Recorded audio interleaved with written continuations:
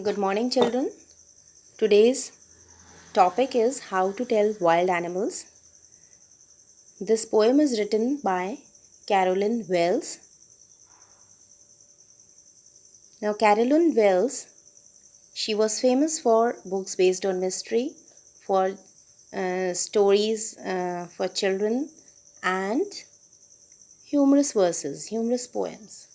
So, this is a humorous poem and it suggests some dangerous ways to identify wild animals. So let's start the poem. So we'll start with the poem How to Tell Wild Animals, and the poetess is Carolyn Wells. If ever you should go by chance to jungles in the east, and if there should to you advance a large and tawny beast, if he roars at you as you are dying, you'll know it is the Asian lion. Now, children, this is a humorous poem, and the poetess is suggesting some dangerous ways to identify wild animals. Now, these ways create humor. इसमें जो कवयित्री हैं उन्होंने कुछ ऐसे तरीके बताए हैं कि हम किसी भी जंगली जानवर को कैसे पहचानेंगे, और उन पहचानने के तरीकों में ही हास्य है. ह्यूमरस पोयम का मतलब होता है हास्य, व्यंग्यात्मक कविता. तो इसमें हास्य किसमें है? जो तरीके बताए गए हैं जानवरों को पहचानने के. तो सबसे पहले कवित्री कहती हैं, if ever you should go by chance to jungles in the east, यानी कि अगर आप कभी आपको पूरब के जंगलों की तरफ जाने का अवसर प्राप्त हो, by chance you got to get there, and if there should to you advance a large and tawny beast. Tawny means brown color, brownish, bhura, and beast means animal. If he roars at you, roars means daharna, as you are dying. Now here, dying is the word. In actual, this is D-Y-I-N-G. This is the correct word. But here, the poetess has taken the liberty and she has used the word D-Y-I-N so that it can rhyme with the poem. Rhyme with the next line, that is dine and lion. So dying means मरने को हो जाना. You'll know it is the Asian lion. So the poetess is saying, if ever you should go by chance to jungles in the east, and if there should to you advance a large and tawny beast, अगर आप कभी पूरब के जंगलों की तरफ जाएं और आपको वहाँ पर अचानक आपके सामने एक बहुत बड़ा और भूरे रंग का जानवर आ जाए, if he roars at you as you are dying, you will know it is the Asian lion. और अगर वो आपके ऊपर जोर से दहाड़े और उसकी दहाड़ सुनकर आप मरने को हो जाएं, डर के मारे आपकी सिट्टी पिट्टी गुम हो जाए, तो आप उसी समय पहचान लें कि ये एशियन लायन है, यानी एशियाई शेर है. Or if sometime when roaming round a noble wild beast greets you with black stripes on a yellow ground, just notice if he eats you. The simple rule may help you learn the Bengal tiger to discern. Now, in the second stanza, the poetess says that when you are wandering somewhere, or if sometime when roaming means wandering, या घूमते हुए. Roaming means घूमते हुए. A noble wild beast greets you. Noble wild beast means noble means राजसी, wild beast means जंगली पशु, जंगली जानवर। A noble wild beast greets you, greets means अभिवादन करना। With black stripes on a yellow ground, black stripes means काली धारियां, on a yellow ground, yellow ground means पीले रंग की त्वचा उसकी या पीले रंग की खाल। Just notice if he eats you, notice means ध्यान दें। This simple rule may help you learn the Bengal tiger to discern. Now discern here means पहचानना।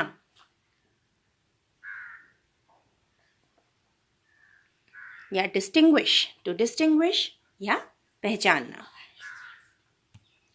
और if sometime when roaming round a noble wild beast greets you, अब poet's कहती हैं अगर आप कहीं घूमने जा रहे हो और अचानक से आपके सामने एक राजसी जंगली जानवर आ जाए जो आपका अभिवादन करे, आपके सामने पूरे अपनी आन बान शान से आए।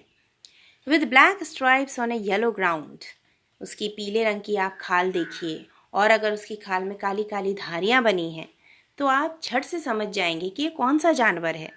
और तब भी आप नहीं समझ पाए, just notice if he eats you, और आप ध्यान दें कि अगर वो आपको खा भी सकता है, तो अगर वो आपको खाने के लिए झपट्टा मारे, आप पर अटैक करे, this simple rule may help you learn the Bengal tiger to discern.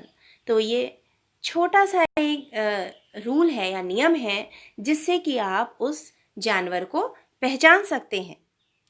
किस जानवर को? बंगाल टाइगर, यानी बंगाल का बाघ। तो अगर आप कहीं घूमने जा रहे हो और आपके सामने कोई राजसी पशु आ जाए और उसकी त्वचा पीले रंग की हो जिसमें काली धारियां बनी हों, और अगर वो आपके ऊपर अटैक करे आपको खाने के लिए, if is attacking on you to eat you up, so आप उसी समय पहचान जाएं कि ये बंगाल का बाघ है, this is a Bengal tiger. तो इसमें भी हास्य है कि आप तब तक रुके रहेंगे, अगर आपके सामने कोई टाइगर आ जाएगा तो आप उसको पहचानने के लिए रुके रहेंगे या आप वहाँ से भाग खड़े होंगे। If strolling forth a beast you view, whose hide with spots is peppered, as soon as he has leapt on you, you'll know it is the leopard. It will do no good to roar with pain, he'll only leap and leap again. Now, if strolling forth, strolling means चहलकदमी करते हुए, walking leisurely. Fourth means आगे बढ़ना, तो चहलकदमी करते हुए आगे बढ़ना। A beast you view, beast मैंने आपको बताया था जानवर, पशु। यू व्यू माने आप देखेंगे। Whose hide with spots is peppered, hide means खाल, विद स्पॉट्स मीन्स गोल गोल चकत्ते, इज पेपर्ड मीन्स छितराए हुए, स्कैटर्ड फैले हुए, पूरी बॉडी में गोल गोल काले काले चकत्ते फैले हुए। As soon as he has left on you, left means छलांग लगाना। you'll know it is the leopard is तेंदुआ। 'Twill do no good to roar with pain, he'll only leap and leap again. Leap and leap again means बार बार छलांग लगाना।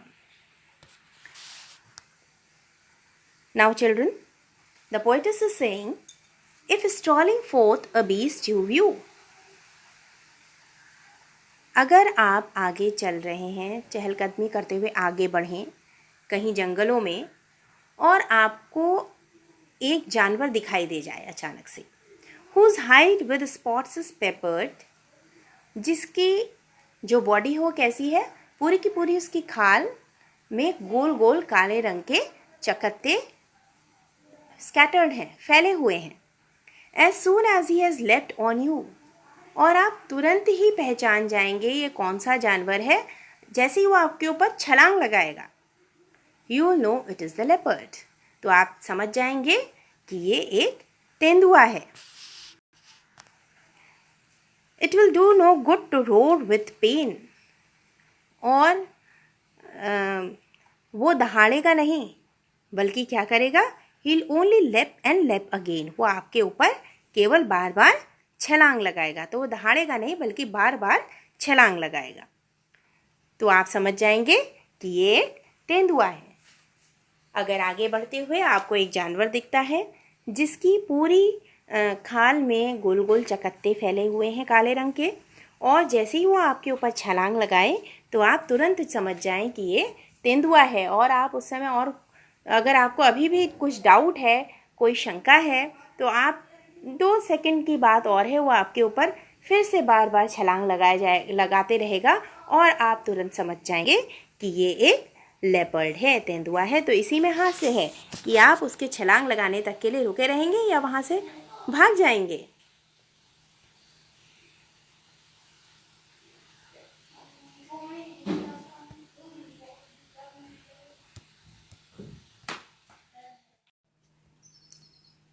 Now children, there is one important thing.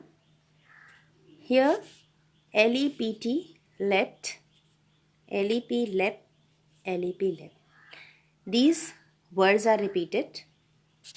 Now here the correct spelling of leapt is LEAPT and not LEPT. And LEP is also not the correct spelling. Here it is LEAP, leap, LEAP, leap. So the poetess has used these spellings incorrectly just to create a poetic effect. कवित्री ने poetic effect लाने के लिए इन spellings को इस तरह से use किया है. सभी जो राइटर्स होते हैं, पोएट्स एंड पोएटेस होते हैं, इन्हें एक पोएटिक लाइसेंस मिला हुआ होता है. पोएटिक लाइसेंस का मतलब है ये किसी भी शब्द को या किसी भी वाक्य को अपनी ज़रूरत के हिसाब से इस्तेमाल कर सकते हैं. तो उस पोएम को और भी खूबसूरत बनाने के लिए, उस लाइन को सही और भी उसमें गति प्रभाव पैदा करने के लिए या और खूबसूरत बनाने के लिए उन्होंने इन शब्दों का इस्तेमाल इस तरह से किया है. सो as soon as he has leapt on you, you'll know it is the leopard. So leapt का जो इस्तेमाल है वो बार बार इसीलिए किया गया है. Now coming to stanza 4. If when you are walking round your yard, you meet a creature there who hugs you very very hard, be sure it is a bear. If you have any doubts, I guess he'll give you just one more caress. If when you are walking round your yard. Now yard is an enclosed area adjoining a house, जिसे हम आंगन कहते हैं. You meet a creature there. Creature means animal, जानवर, who hugs you very very hard. Hugs means to embrace या गले लगाना. Very very hard means very very hard का मतलब है बहुत कस के गले लगाना. Be sure it is a bear. Bear तो आप सभी जानते हैं, भालू. If you have any doubts means संदेह होना. I guess he'll give you just one more caress. Caress means a gentle loving touch. Means प्यार से फिर से गले लगा लेना या प्यार से आलिंगन करना. Now the poetess is saying, if when you are walking round your yard you meet a creature there. अगर आप अपने घर के आंगन में घूम रहे हों और वहाँ अचानक आपके सामने एक जानवर आ जाए, आपको एक जानवर दिखाई दे जाए. Who hugs you very very hard, be sure it is a bear. और अगर वो आकर के आपको ज़ोर से गले लगा लेता है तो आप तुरंत पहचान लेंगे कि ये बेयर है, भालू है. और अगर आपको फिर भी कोई संदेह है, if you have any doubts, I guess he'll give you just one more caress. यदि आपको फिर भी कोई संदेह होता है तो वो आपको फिर से एक बहुत जोर से गले लगा लेगा। तो जब भी आप कभी अपने आंगन में घूम रहे हों और आपको वहाँ पर एक जानवर मिल जाता है जो आपको ज़ोर से गले लगा लेता है, तो आप तुरंत ही पहचान जाएंगे कि वो एक भालू है। और अगर आपको फिर भी कोई इसमें शक होता है और तो मैं आपको पूरा विश्वास दिलाती हूँ कि वो दोबारा आपको फिर से he will give you just one more cares, आपको फिर से गले लगा लेगा। तो यहाँ पर इसमें हास्य कहाँ पर है कि आप वहाँ पर उसके गले लगाने का इंतज़ार करेंगे। अगर आप इन रियलिटी आप देखें, अगर आप घूम रहे हो और आपको अगर सामने से कोई जानवर दिख जाएगा तो आप वहाँ पर रुकेंगे नहीं, इंतज़ार नहीं करेंगे कि वो कौन सा जानवर है, ये पहचानने का इंतज़ार नहीं करेंगे, बल्कि पहले आप अपनी सुरक्षा करेंगे।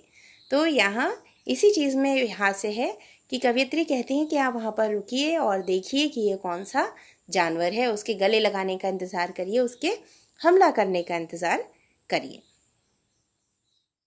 Though to distinguish beast of prey, a novice might nonplus. The crocodile you always may tell from the hyena thus.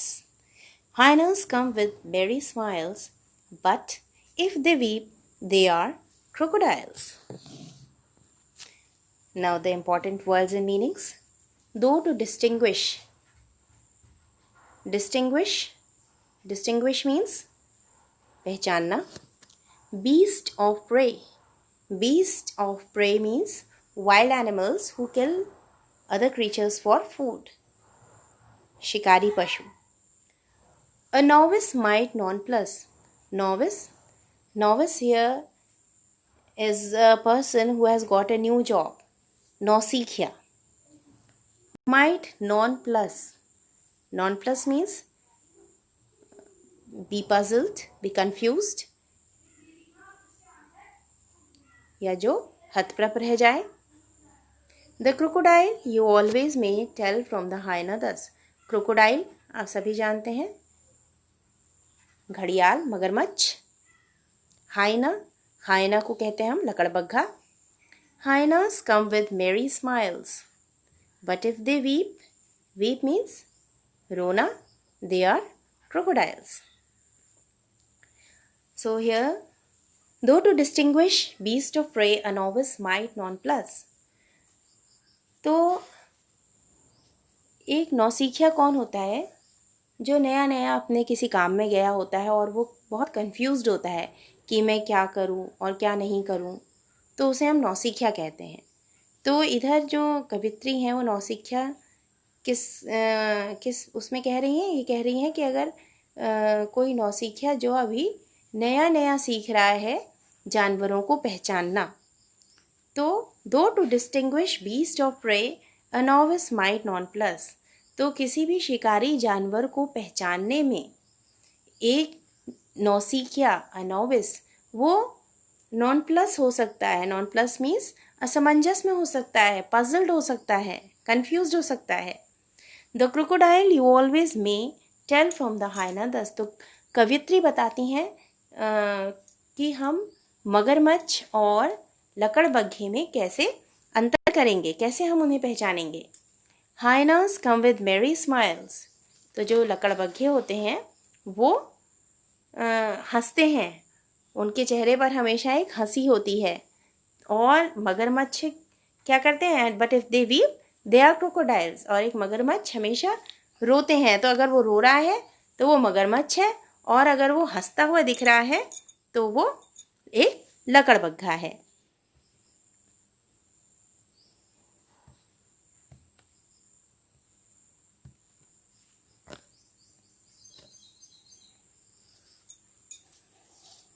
तो इंडियन माइथोलॉजी में बहुत सारी सेइंग्स हैं.